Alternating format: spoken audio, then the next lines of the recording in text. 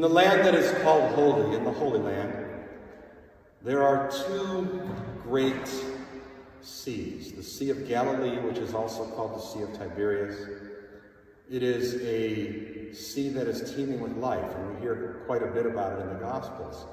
Christ goes there many times. The other sea is the Dead Sea, and at the Dead Sea there is really no life.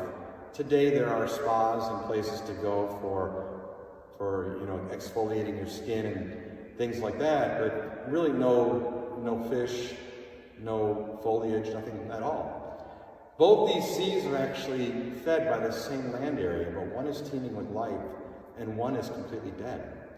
The only difference between the two is that the Sea of Galilee has water flowing into it, and it has water flowing out of it. The Dead Sea, all the water that flows into it, it keeps. It never releases any. Today, on Palm Sunday evening, we do the Matin service of Holy Monday. And one of the things that we commemorate is the cursing of the fig tree that Christ came across. Now, the fig tree in the Bible is a symbol of Judaism. And Judaism, although it is the church of the Lord, the original established church, comes out of the Hebrew nation, at that time, having rejected the cornerstone, rejected Christ, had moved off the path which was set for it.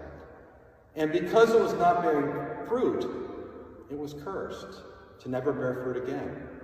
And a new church was established out of the old one, continuing along that same direction that was established even in Paradise, even the Garden of Eden. The question that we have to ask ourselves today is not about the curse of Judaism or the fig tree, or about the Dead Sea, or about the Sea of Galilee. Today we ask ourselves, are we the Dead Sea, or are we the Sea of Galilee? Do we allow the gifts that God has given to us to be utilized in the world, or do we keep them for ourselves? And I mean this as a church, as a parish, but also as individuals.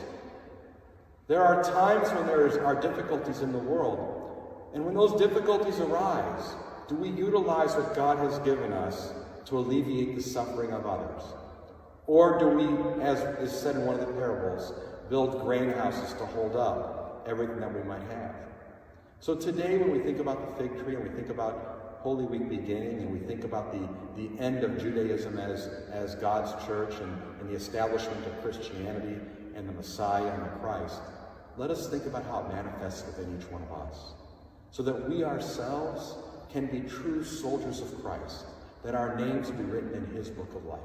May the Holy Trinity bless and protect you, and may God give each of us strength as we traverse the remaining time of the fast, approaching his great and holy Pascha. Amen.